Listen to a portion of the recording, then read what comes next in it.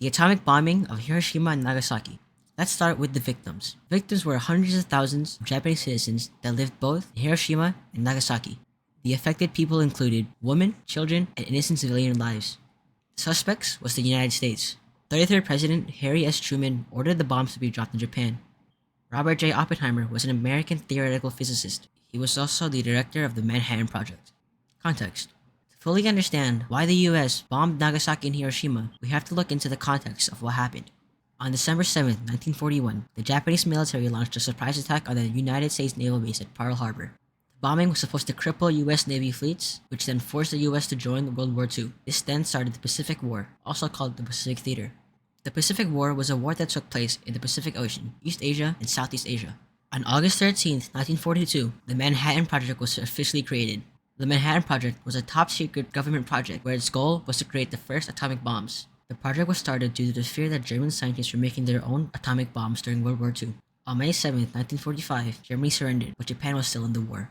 Timeline leading up to the bombing. December 7, 1941. Japan launches a surprise attack on the United States naval base at Pearl Harbor in hopes of crippling the military. This led the US to joining World War II. 1942 to 1944. The US and its allies engaged in naval wars in the Pacific Theater against Japan forces in the Pacific Ocean, East Asia, and Southeast Asia. August 13, 1942. The United States officially starts the Manhattan Project, a secret research and development project of creating the first atomic bomb for Nazi Germany. July 26, 1945.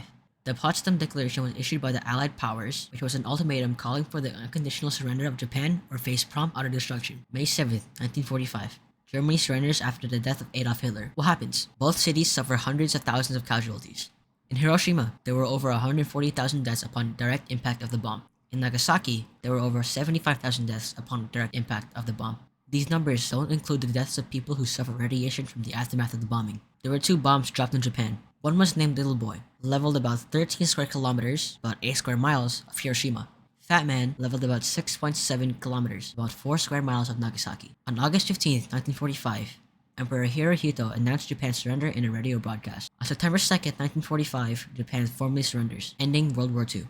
5 to 6 years after the bombing, leukemia increased among the survivors. Those who survived suffered from thyroid cancer, breast cancer, lung cancer, and other forms of cancers. Pregnant women who were exposed to radiation would have a high likelihood of birthing children who suffer from intellectual disabilities, impaired growth, and a high risk of developing cancer. Survivor testimonies. Hiroshima. Emiko Okada. Orphans who grew up in Hiroshima harbor a special hatred for grown-ups. Emiko was 8 when the bombs had been dropped. Her older sister had gone missing, but her parents had not been able to find her. Emiko was also affected by the radiation. Her gums bled, her hair started coming off, and was too ill to attend school. Yasujiro Tanaka. I don't remember much, but I do recall that my surroundings turned blindingly white, like a million camera flashes going off at once. He had been found buried under debris 3.4 kilometers from the epicenter. Ever since that day, he had lost hearing in his left ear due to the air blast, and her sister suffers from chronic muscle cramp. Takato Michishita. It was on this peculiar day that my mother insisted that my older sister skip school. She said she had a bad feeling, this had never happened before. Takato had been told to skip school, and while going shopping with his mother, a plane was spotted, and everyone went to go seek shelter at their homemade bomb shelter. Moments after the blast, dust and debris were covering the sky. It also turns out the bombs was a few meters away from his sister's school, killing everyone in it. Nagasaki. Tatsuichiro Akizuki. The sky was dark as pitch, covered with clouds of smoke. Under that darkness over the earth hung a yellow-brown fog. He was a physician at the first Ukikami Hospital in Nagasaki. He remembers the bright flash of light that was shortly followed up with an enormous blast. After the initial impact, Akizuki helped patients and other survivors out of the hospital. Aiko Fukuda. Aiko was 10 years old when the bombs hit.